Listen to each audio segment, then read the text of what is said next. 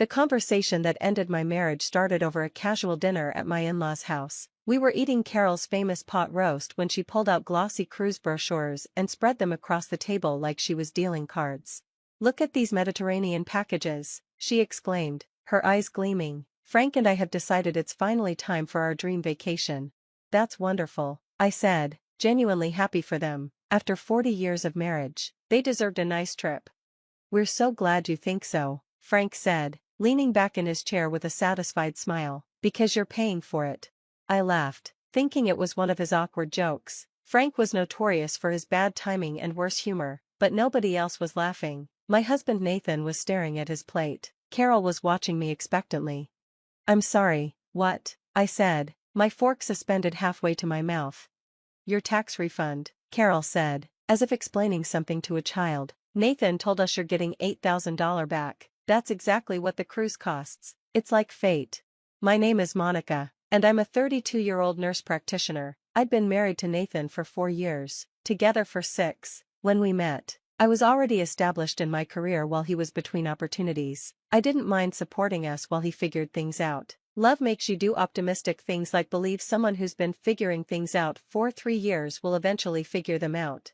"Nathan told you about our tax refund?" I asked, looking at my husband. He finally met my eyes. "It's not a secret, Mon, they're family.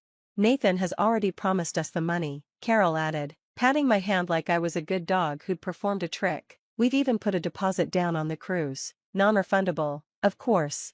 "You put a deposit down on a cruise with my tax refund?" I couldn't keep the incredulity out of my voice. "Our tax refund," Nathan corrected. "We're married. What's yours is mine." "Funny how that only applies to my income," I muttered.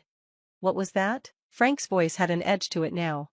"I said it's funny how that only works one way. When I needed help with my student loans, nobody offered to pay those. When my car broke down last year, I handled it myself. But now that I'm getting a refund from the taxes I paid on the income one earned, suddenly it's ours and you've already spent it?"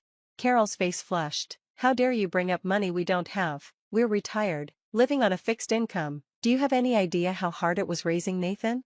"I imagine it was exactly as hard as raising any other child," I said, "which is to say, it was your choice and your responsibility."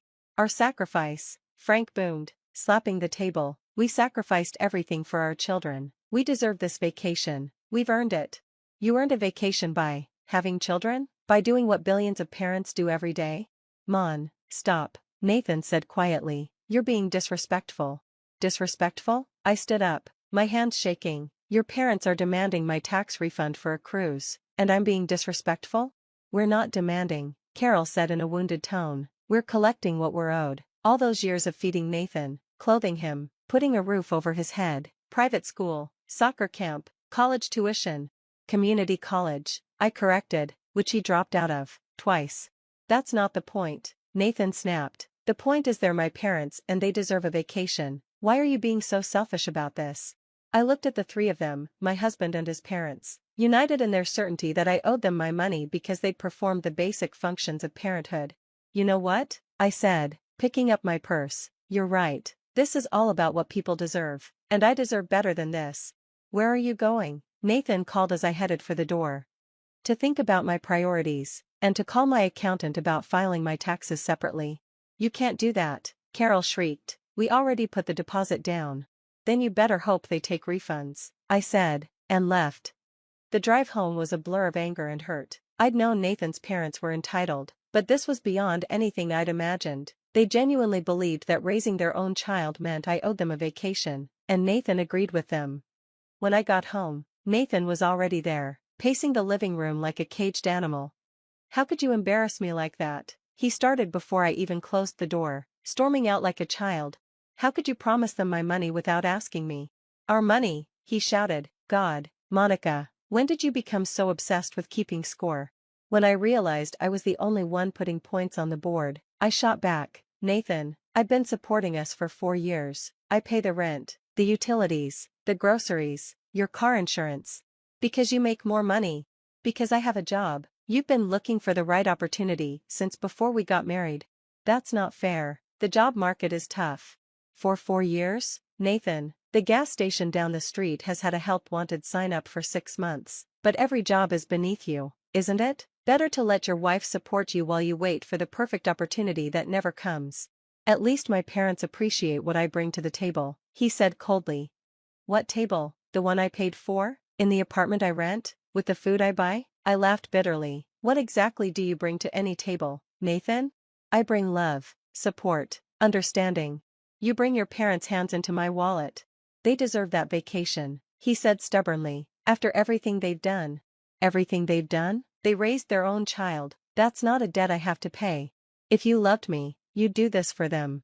I stared at him, really looked at him for the first time in years. Not the potential I'd fallen in love with, but the reality, a 34-year-old man who'd never held a job for more than 6 months, who ran to his parents with our financial information, who genuinely believed I owed his parents a cruise for the crime of birthing him. You're right, I said quietly. If I loved you, I'd do it. Good thing I'm falling out of love pretty fast. His face went white. You don't mean that. I filed for separation this morning. I lied, but I'd make it true first thing tomorrow. I'll be staying with my sister until I can find my own place. Monica, wait, let's talk about this. I'm sure we can compromise. Compromise? What's the compromise here, Nathan? I pay for half their cruise? I pay for their airfare? Where's the line where I stop owing your parents for your existence? I already told them they could have the money, he said desperately. They'll be crushed. Then you better get a job and earn $8,000 real fast. I packed a bag while Nathan alternated between pleading and threatening. His phone rang constantly. Carol, no doubt, wanting updates on her cruise fund. She'll call the IRS, Nathan said at one point. She'll report you for tax fraud. For what? Filing my own taxes? That's not fraud, Nathan, that's my right. We're married, you have to file jointly. No, actually, I don't. Especially not when I'm the only one with income. Funny how you never researched tax law before, but suddenly you're an expert when your mommy's cruise is on the line. I stayed with my sister Kate that night. She'd never liked Nathan, and hearing the full story made her livid. They actually thought you'd just hand over $8,000 for a cruise? She kept saying, because they didn't abandon their child. The bar is underground. The next morning, I met with my lawyer and filed for separation. I also called my accountant and confirmed I could file taxes separately. Smart move, he said, especially since your husband has no income. Filing jointly would actually reduce your refund because of the standard deduction. Separately, you'll get the full amount you're owed. Wait, I'm getting more by filing separately? About $1,500 more. Actually, his zero income was dragging down your refund. I couldn't help but laugh. The irony was delicious. The text started that afternoon. Carol had apparently gotten my number from Nathan's phone. You're destroying this family over money, so materialistic. We already told our friends about the cruise. How can we face them now? Nathan is heartbroken. I hope you're happy.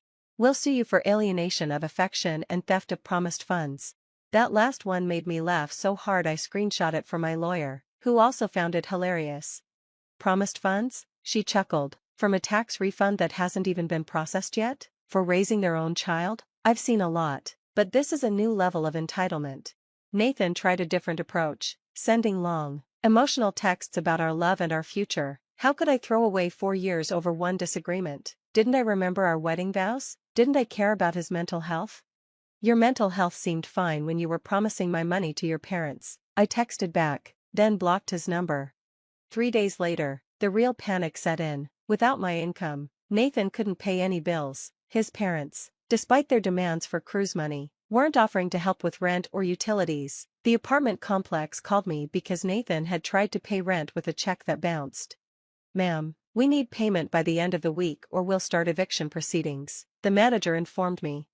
I'm separated from my husband and no longer live there, I explained. I've already removed my name from the lease. This is his responsibility now. Oh, well, he listed you as his emergency contact and financial guarantor. Not anymore. You'll need to work with him directly.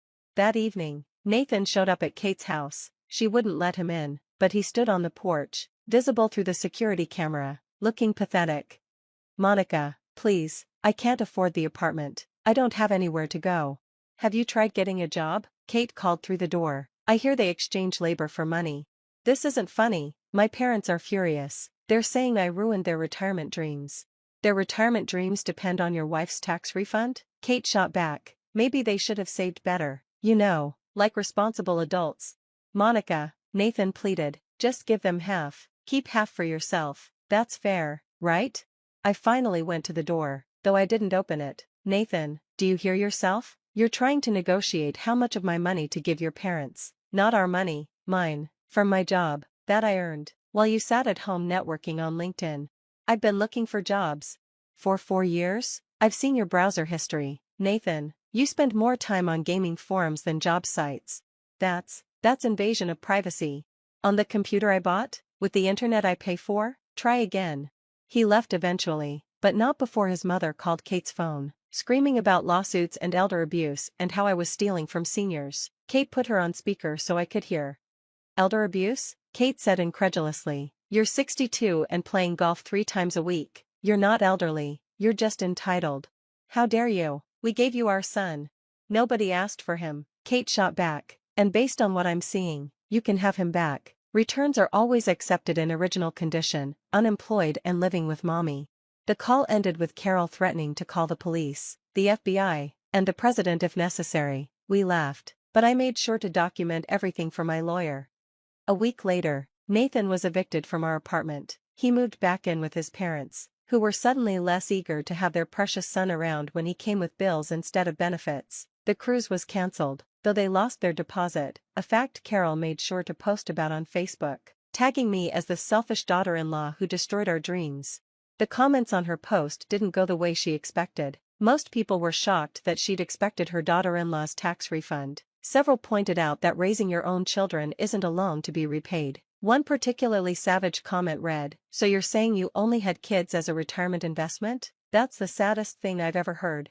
She deleted the post within hours, but the screenshots lived on in my group chat with friends. My $8,000 tax refund, which turned out to be $9,500 thanks to filing separately, went exactly where I'd planned: $5,000 to my student loans, $3,000 to savings, and $1,500 for a solo vacation to Costa Rica. The remaining $1,000 went toward first month's rent on my new apartment. I posted pictures from Costa Rica on Instagram, ziplining through the rainforest, relaxing on pristine beaches, enjoying sunset dinners for one. I didn't tag Nathan or his parents, but mutual friends ensured they saw them. Nathan texted from his mom's phone, "I hope you're happy flaunting that money while my parents suffer." Your parents are suffering because they raised an entitled son who thinks his wife owes them a vacation. I replied, "I'm thriving because I no longer have 3 adults treating me like an ATM. So yes, I'm very happy." The divorce was finalized 6 months later. Nathan tried to claim alimony, arguing that he'd sacrificed career opportunities to support my success. The judge actually laughed. "Mr. Nathan, can you provide evidence of any career opportunities you turned down?" "Well, no, but I was emotionally supporting her."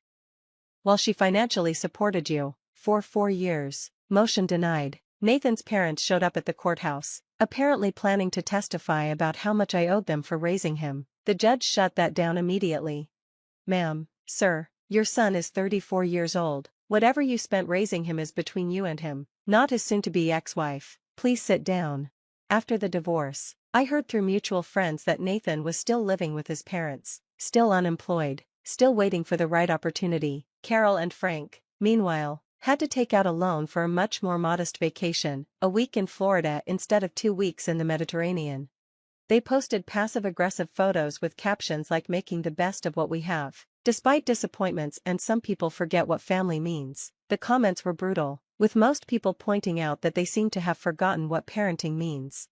A year later, I ran into Nathan at a grocery store. He was buying generic brand everything while I was loading up for a dinner party I was hosting. He looked older, defeated, wearing a polo shirt with a fast food logo.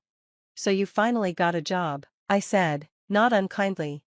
"Yeah, well, turns out the right opportunity wasn't coming." He shifted uncomfortably. "Mom and Dad make me pay rent now. Can you believe that? My own parents." "Yes, Nathan, I can believe parents would expect their adult son to contribute to household expenses. Wild concept. I guess I owe you an apology," he said quietly. "I get it now, working, paying bills, being responsible. It's hard. It was always hard. You just never noticed because I was doing it for both of us." "Do you think?" he started, then stopped. "Never mind, I know the answer." "Good luck, Nathan," I said, meaning it. "I hope you figure it out." As I walked away with my cart full of ingredients for my dinner party, in my apartment, that I paid for, with my money, I felt nothing but relief. The $8,000 tax refund that started this whole mess had been spent long ago, but what I'd gained was priceless: freedom from a man who saw me as his personal bank, and in-laws who believed their basic parenting deserved a luxury cruise. Sometimes I think about Carol and Frank, still bitter about their lost Mediterranean dream. They raised a son who couldn't support himself, then expected his wife to fund their retirement. They genuinely believed that feeding and clothing their own child for 18 years entitled them to my earnings forever. But here's what I learned: just because someone calls you family doesn't mean they get to call your bank. Love isn't measured in dollars given to in-laws, and marriage isn't a subscription service where you pay for your spouse's existence plus a retirement plan for their parents. My tax refund was mine, my income was mine, my future was mine, and anyone who thought otherwise could take their own cruise right out of my life. If you're watching this and facing similar demands, remember, you don't owe your in-laws for raising their children. That was their job. Your job is to protect your financial future, set boundaries, and never let anyone convince you that basic parenting is a debt you need to repay. Some people deserve vacations, some people deserve tax refunds, and some people deserve to figure out that their 34-year-old unemployed son isn't anyone else's responsibility but their own. Thank you for watching my story. File your taxes separately if you need to, and never let anyone guilt you into funding their dreams with your reality.